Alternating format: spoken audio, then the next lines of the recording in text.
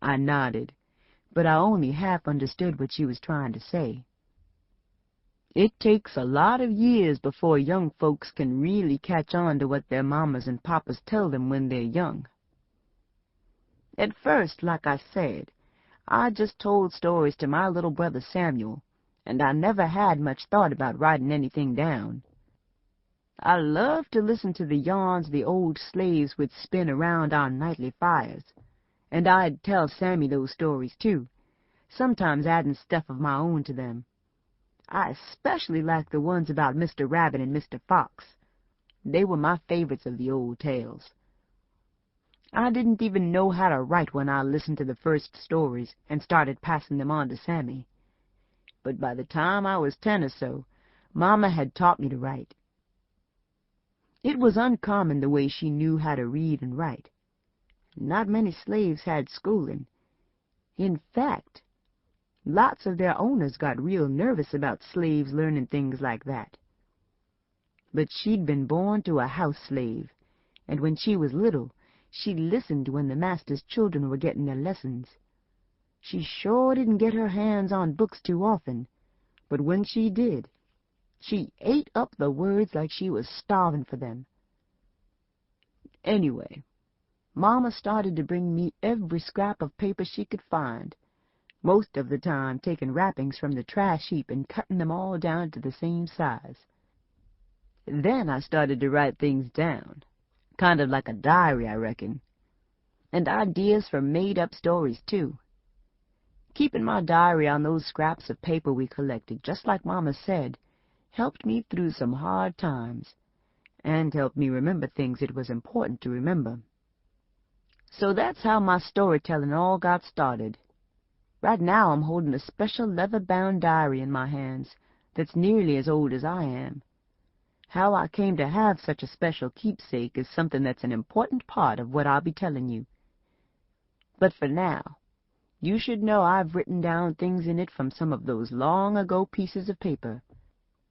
And it sure is going to help me remember important events of my life that I want to tell you about. I've got something else in front of me as I write.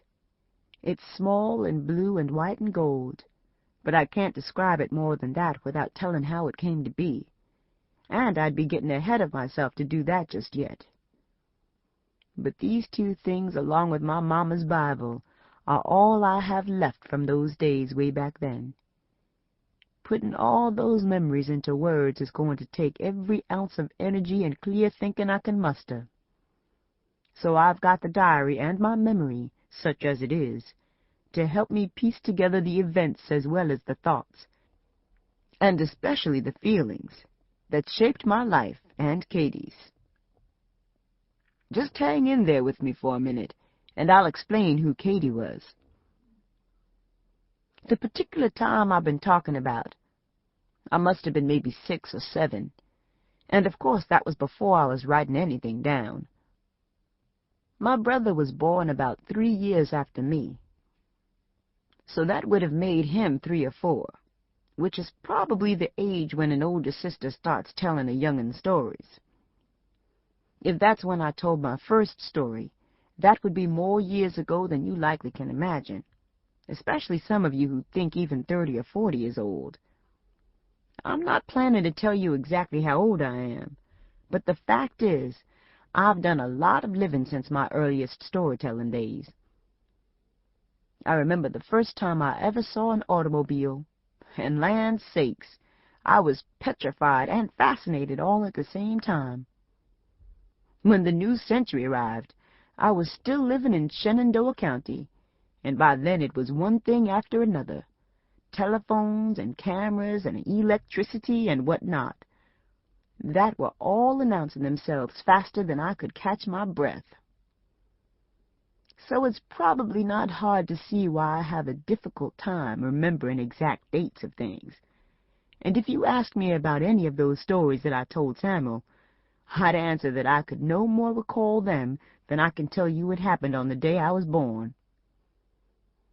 You are probably wondering what has made me want to go back and relive that life back in Shenandoah County, North Carolina, especially when some of those days were pretty awful. Well, something has happened that will explain why I'm digging around in my past, mine and Katie's.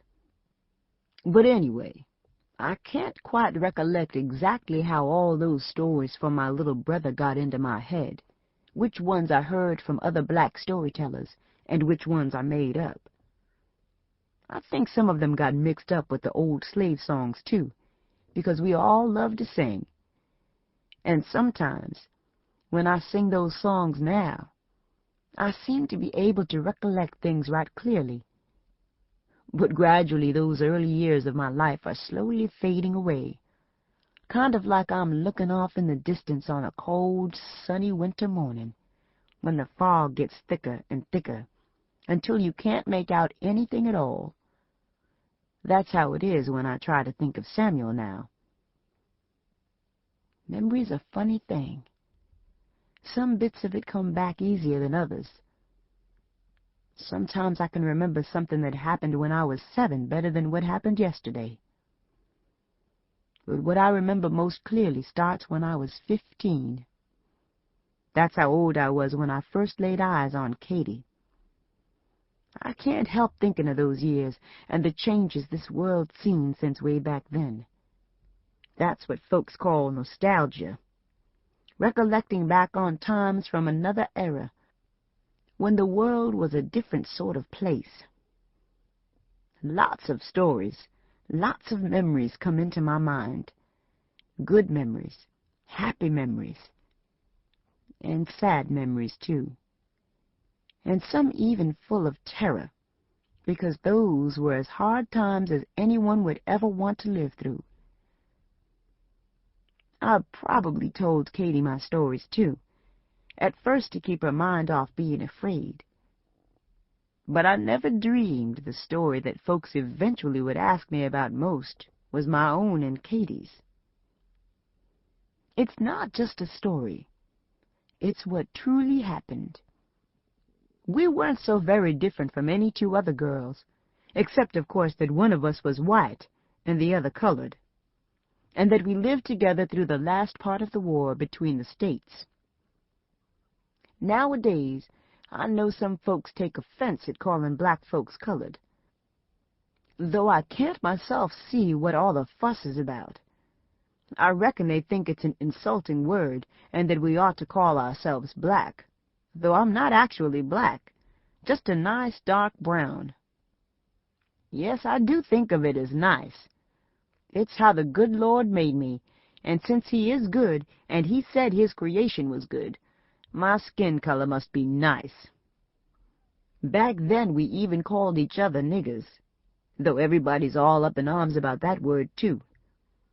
Seems a little silly to me. A word is just a word, to my way of thinking.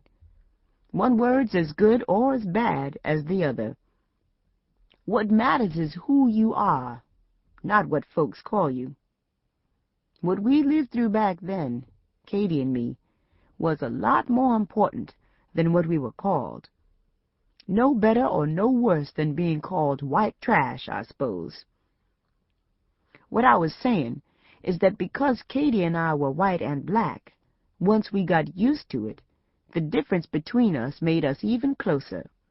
Not because we got to be the same, but just because we were different. But we were different in more ways than the color of our skin. Something about contrasts makes people stronger, I think. That's sure how it worked in our case. Years later, when we got older, Katie and I couldn't even sit together on the train. She sat in front with the white folks. I sat in the colored section. That kind of thing riles a lot of black folks, and I understand that. But for my part, I can't get too upset about it. It's just the way it was. Maybe it shouldn't have been, but it was, and I didn't figure it was my job to fight it. I've got a little different view than most about all that. Laws can be passed to help even things out,